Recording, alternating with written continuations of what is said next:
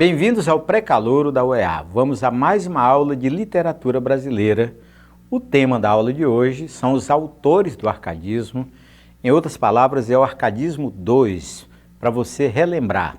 Nós vimos o quinhentismo do Padre Anchieta, o barroco do Gregório de Matos e já vimos o arcadismo, colocando em destaque o Cláudio Manuel da Costa, que inaugurou o movimento. Agora é a vez de olhar os outros autores do movimento, começando com o Tomás Antônio Gonzaga.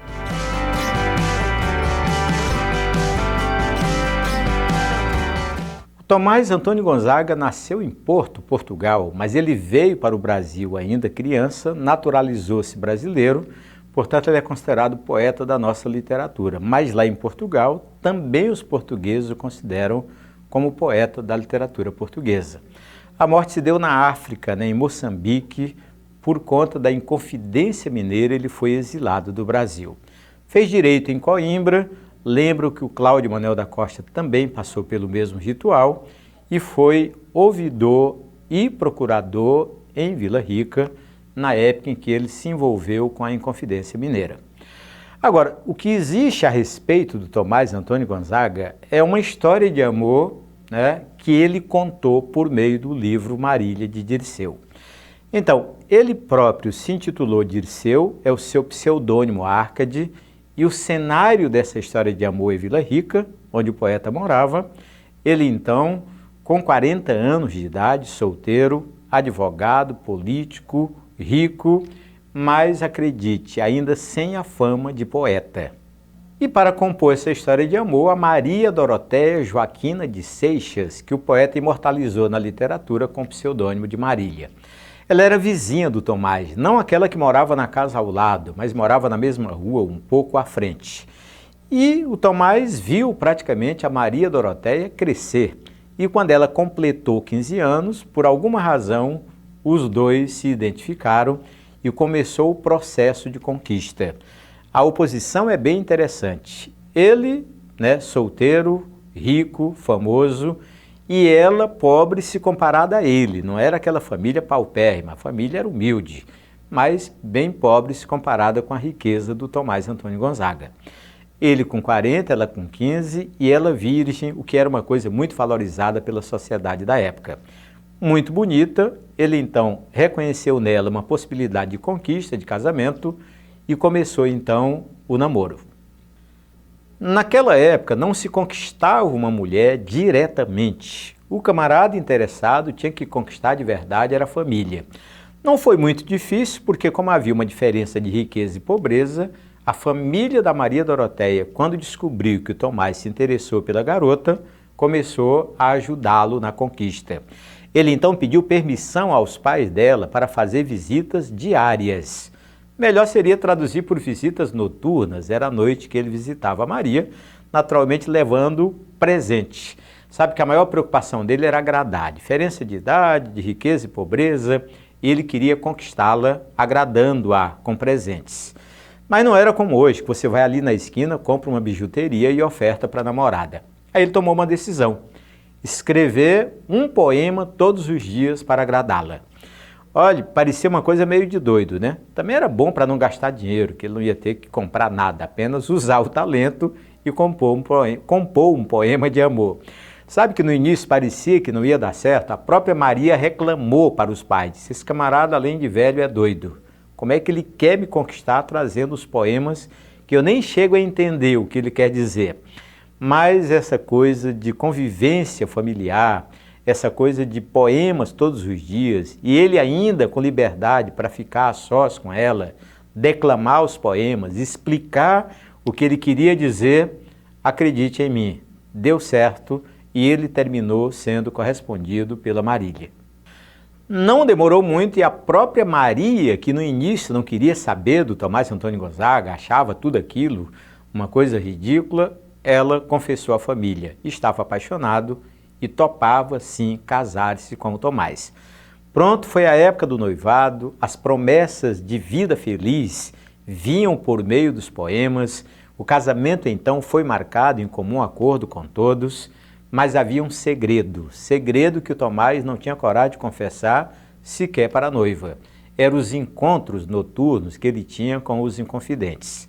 Olhe, o resto da história é possível prever.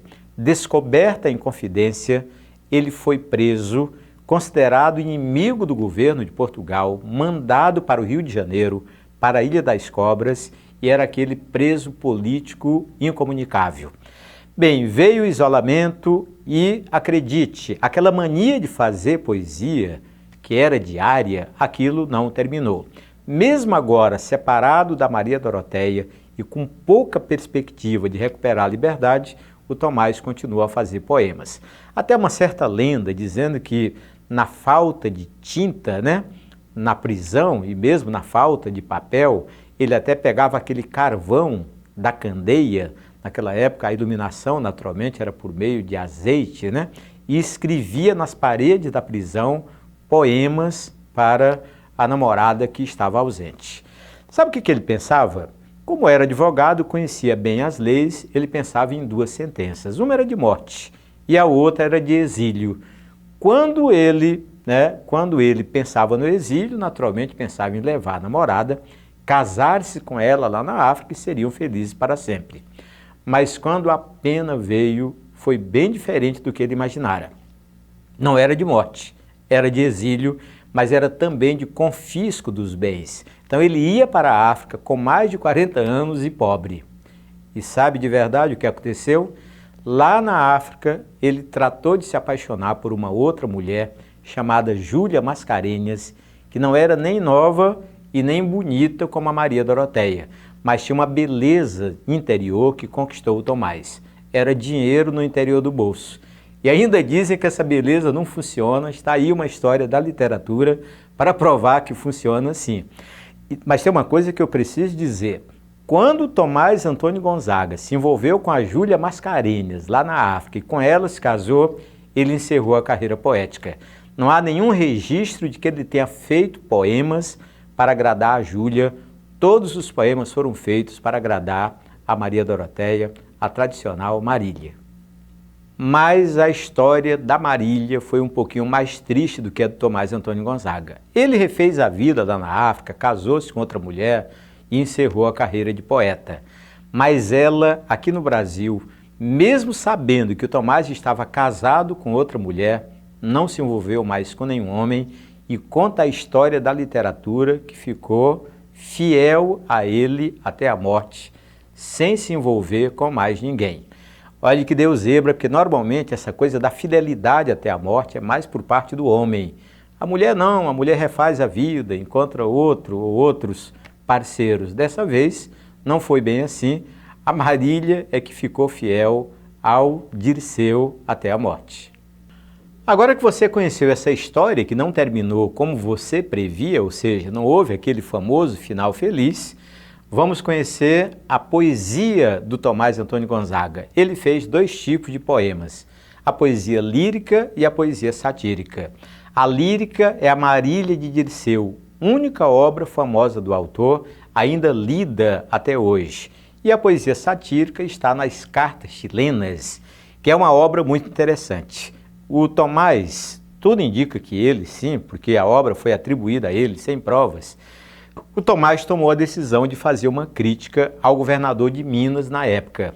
Mas como era uma época em que os governos estavam muito atentos à rebeldia de determinados intelectuais, ele traçou um plano de criticar o governador de Minas Gerais e não aparecer. Aí ele fez um plano que era o remetente das cartas, que era ele, o Tomás Antônio Gonzaga, ia usar o pseudônimo de Critilo. Ia mandar as cartas, o destinatário, para um tal de Doroteu. Foi aí que veio a primeira suspeita de que ele seria o autor das cartas anônimas, já que todo mundo associou o nome Doroteu com o nome da namorada, que era Doroteia. O governador, em vez de ser tratado pelo nome verdadeiro, era o Luiz da Cunha Menezes, foi tratado como Fanfarrão Minésio. E Vila Rica, que era a cidade em que tudo estava acontecendo, foi tratado como se fosse Santiago do Chile e o próprio estado de Minas Gerais como se fosse o Chile, daí o nome de Cartas Chilenas. Sabe que foram 13 cartas, a última incompleta, com um plano muito bem elaborado, porque aquele período todo acabou, os poetas foram exilados, morreram, e ninguém de verdade descobriu quem era o verdadeiro autor de Cartas Chilenas. Sabe que já foi na nossa época que um camarada chamado Rodrigues Lapa, crítico da literatura portuguesa e brasileira, fez um estudo mais apurado e, por meio de comparações, por meio de uma tese, ele terminou provando tanto para a Academia Brasileira de Letras como para a Academia de Ciências e Artes de Lisboa que o autor de Cartas Chilenas só podia ser o mesmo autor de Marília de Dirceu. Assim, para a literatura, hoje, se cair numa prova, o autor de Cartas Chilenas é o Tomás Antônio Gonzaga. Agora vamos conhecer a vida e a obra do Basílio da Gama, o famoso autor de Uruguai. Interessante a história pessoal dele, porque ele estudou com os jesuítas e era noviço na época em que o Marquês de Pombal declarou guerra aos jesuítas aqui do Brasil. Então ele foi acusado de um crime. Olha, lembra o que fez o Marquês de Pombal? Ele tentou escravizar os índios para economizar aquela grana de trazer escravos da África para cá. O plano não deu certo e ele colocou a culpa nos jesuítas, já que realmente havia uma certa proteção dos jesuítas com relação aos índios. Então ele criou uma lei que era crime proteger jesuíta, defender jesuíta ou elogiá-los.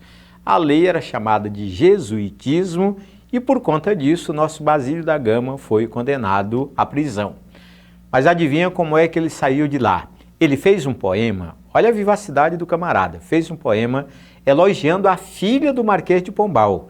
Não era muito elogiando o Marquês, mas a filha. A moça ia se casar e ele fez um epitalâmio, traduzindo poema dedicado a noivos, a quem vai casar. Sabe que este poema mudou a opinião do Marquês de Pombal com relação ao Basílio da Gama. Ele o tirou da prisão e os dois fizeram uma espécie de pacto. E adivinha qual era? Os governantes da época eram vaidosos. Como não havia a internet de hoje ou a TV, eles então faziam tudo para terem o nome imortalizado numa obra da literatura. Foi essa proposta que o Marquês de Pombal fez ao Basílio. Escreva um livro em que eu apareça como herói e você vai ficar sempre protegido no meu governo. Ele então escreveu o Uruguai, que foi publicado em 1769. O que as bancas valorizam em provas de vestibulares quando se trata de Basílio da Gama? É a obra, é o conteúdo do livro Uruguai. Então é interessante você ter uma classificação para o livro, não é romance, não é poesia lírica, é poesia épica.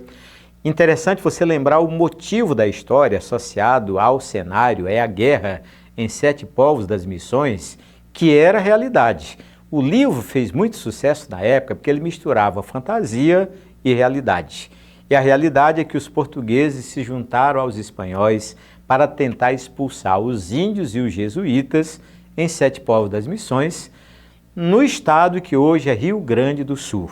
Os versos são brancos, é uma novidade, ele não imita então os Lusíadas de Camões, mas o que ele faz neste livro e que choca o Brasil inteiro é uma crítica muito dura aos jesuítas. E era uma crítica muito atualizada porque o próprio Basílio havia sido noviço, criado praticamente pela Igreja Católica e agora contava detalhes em que os padres até apareciam como perseguidores de índios e índias e isso chocou um pouco a comunidade religiosa. Interessante, então, que você conheça as personagens do livro. É por meio delas que você é capaz de identificar trechos do livro e associá-las ao período, que é o arcadismo, e ao autor, que é o Basílio da Gama. Então, lembrar a Lindóia, que é uma índia, é a primeira heroína índia da nossa literatura. Tem um outro herói famoso, o Cacambo, um índio guerreiro. Tem o Padre Balta, que é o vilão da história. Olha a sátira. Os índios foram transformados em herói e o padre foi transformado em vilão. E o Caitutu é um índio também guerreiro, irmão de Lindóia, que vai aparecer na história depois da morte do Cacambo. Olha, o episódio mais interessante do livro Uruguai é a morte da Lindóia. Você já leu isso em algum lugar? Já viu um resumo, pelo menos? Olha mais ou menos como aconteceu.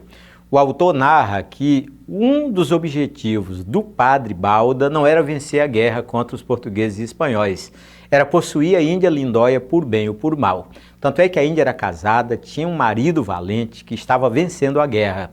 Mas o padre só sossegou quando deu um jeito de envenená-lo numa cerimônia que toda a tribo preparou para comemorar as vitórias na guerra. E agora, com o marido morto, a Índia ficou abandonada à mercê dos ataques do padre. Olha, essa coisa não foi por bem. O padre teve que correr atrás da Índia, num ambiente de floresta. Ela, sem roupa, acostumada a correr, ia naturalmente vencendo essa batalha. Mas o padre, persistente, foi perdendo um pedaço de batina aqui, o outro ali, e daqui a pouco, segundo o autor, estava mesmo alcançando a Lindóia. Ela foi perdendo as forças e jogou-se no tronco de uma árvore, caída, extenuada, e não tinha mais como continuar. Ele, igualmente cansado, ficou ali recuperando o fôlego, pronto para atacá-la. Sabe o que ela fez? Viu uma cobra no tronco da árvore. O autor não chama de cobra, chama de serpente, pelo tamanho, pelo aspecto, né, tá? E entre ser atacada pelo padre Balda e atacada por uma cobra, ela se jogou contra a serpente. De acordo com o autor, a cobra não apenas matou a Índia Lindóia, mas adotou uma postura de defesa da presa, naturalmente. Mesmo que o padre Balda quisesse se aproximar da Índia, ele temia agora ser atacado pela serpente. Uma cena interessante para encerrar essa morte da Lindóia foi o que o índio Caitutu, que era o irmão da Lindóia, viu. Quando ele a encontrou, de longe, ele viu a cobra toda enrolada no corpo da Índia e sabe o que ele imaginou? Que a irmã ainda estava viva e que se ele jogasse uma flecha e acertasse a cabeça da cobra, poderia salvar a irmã da morte. E aí mirou uma vez, duas, três, mas como era treinado para aquele tipo de atividade, ele acertou apenas a cabeça da cobra, deu um grito de vitória, mas quando se aproximou, a Índia já estava morta há bastante tempo. E qual é o destino do padre Balda? O autor diz que ele foi preso pelos portugueses e espanhóis para pagar pelos crimes que cometeu contra os índios brasileiros, especialmente naquela reserva que era Sete Povos das Missões. Santa Rita Durão ganhou fama na literatura por conta da obra Caramuru. Ele tornou-se padre bem cedo, com apenas 16 anos de idade. Perseguido por Pombal, refugiou-se na Espanha e na Itália. Sem nome Árcade, porque o nome Santa Rita Durão é uma espécie de pseudônimo. O nome completo era Frei José de Santa Rita Durão. E a poesia épica só deixou um livro chamado Caramuru, que foi publicado em Lisboa em 1871. O que você deve lembrar sobre o Santa Rita Durão, porque é muito explorado em provas de vestibulares, é a obra Caramuru. É um poema épico, tem decassílabos rimados e ele imita os Lusíadas, portanto segue aquele modelo tradicional de Camões lá de Portugal. Agora, a visão que ele coloca na obra ao contar a história é a famosa visão catequizadora. Claro, né, que ele é padre, participou de todo aquele projeto de catequese em direção aos índios, portanto ele tem tanto a visão catequizadora quanto a visão colonizadora. Ele se coloca naturalmente não muito a favor dos índios, mas a favor da sua conversão ao catolicismo, o que não deixa de ser a visão do próprio colonizador português. A história de Caramuru é muito interessante, mistura um pouco de realidade e lenda, naturalmente mais lenda que realidade. Dizem que o Diogo Álvares Correia é um náufrago português e foi chamado de Caramuru pelos índios. E aí a história de amor dele com duas índias, com a Paraguaçu, que é a índia que se casa com ele, não do Brasil, mas na França, e a história de amor dele com a índia Moema, né, que morre afogada. O Tapari, que é o cacique, pai da Índia Paraguaçu. O episódio mais lembrado do livro Caramuru é a morte da Moema. Compare com a morte da Lindóia do livro Uruguai. Mas as índias morreram em situações bem diferentes. Quando Caramuru se instalou na tribo, dominou a língua, entendeu todos os costumes, ele então começou a namorar duas índias. A filha do chefe é a índia Paraguaçu, e é com ela que ele vai se casar, e a Moema, que era uma índia igualmente bonita, mas não era a filha do chefe. No início, o relacionamento de um branco com duas índias mostrou-se tranquilo, não havia nada contra. Mas o tempo foi passando e as duas índias começaram a ameaçar uma outra de morte. O Caramuru então só viu uma saída, empreendeu uma fuga pelo mar. Duro era convencer a Paraguaçu, porque no coração dele, se tivesse mesmo que escolher casar com uma das duas, ele ficaria com a Índia Paraguaçu. Depois do convencimento, os dois planejaram uma fuga, mas sabe quem descobriu todo o plano? Foi a Moema. Quando ela incitou os índios a perseguir os dois fujões, eles já estavam se afastando numa canoa. Um navio que passava na região, olha a coisa dos livros, né, da sorte, era um navio francês que naturalmente recebeu os dois que estavam no barco e ali o autor revelou que muitas índias, não só a Moema, entraram na água, caíram no mar na tentativa de alcançar a canoa. A situação final é a seguinte: a Índia Moema tentava alcançar os dois para matá-los naturalmente. Não era uma relação de paz, era uma relação de guerra. E o barco, né, o navio, acolheu os dois primeiros que estavam na canoa, entenderam a situação e naturalmente, em vez de amparar a Moema, jogar alguma coisa para ampará-la, preferiram vê-la morrer afogada. O autor então descreve que ela, perdendo as forças, ou na hora da morte, ainda xingou o Caramuru de vários nomes e depois, sem ter forças, morreu afogada. Bem, então ficamos com duas cenas interessantes para lembrar. A morte da Lindóia, que morreu picada por uma cobra, e a morte da Moema, que morreu afogada naquela tentativa desesperada de não deixar o Caramuru fugir com a Paraguaçu. O que é importante sobre o Seu Alvarenga que pode aparecer numa prova de vestibular? Eu acho que o nome da obra é Glaura e o tipo de poesia que ele compôs, a famosa poesia lírico-amorosa.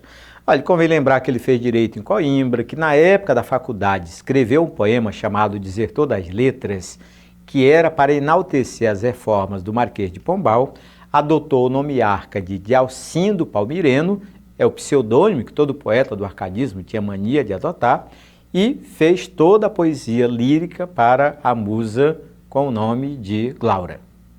A história do Alvarenga Peixoto marcou o arcadismo mais por conta da participação na Inconfidência Mineira. Quando o governo português ditou as penas para os inconfidentes, você já sabe da história, mas a do Alvarenga Peixoto foi especial. Ele ia ser mandado para a África, não podia levar a família, os bens foram confiscados e a casa em que morava com a Bárbara Eleodora e com a filha Ifigênia foi queimada numa cerimônia pública, o chão salgado para que não nascesse mais ali nenhuma vegetação. Diante dessa tragédia toda, a filha suicidou-se e a esposa enlouqueceu. Dizem que a Bárbara Eleodora andava pelas ruas de Vila Rica, confundindo qualquer moça jovem com a própria filha. Era uma cena meio deprimente para ser presenciada. Os amigos fizeram uma espécie de homenagem ao Alvarenga Peixoto, porque quando queimaram a residência do poeta, as poesias que estavam ali foram todas queimadas também. Então editaram um livro fino, uma espécie de homenagem, e colocaram, por falta de um título melhor, Obras Poéticas, coincidindo com o mesmo nome da obra do Cláudio Manuel da Costa.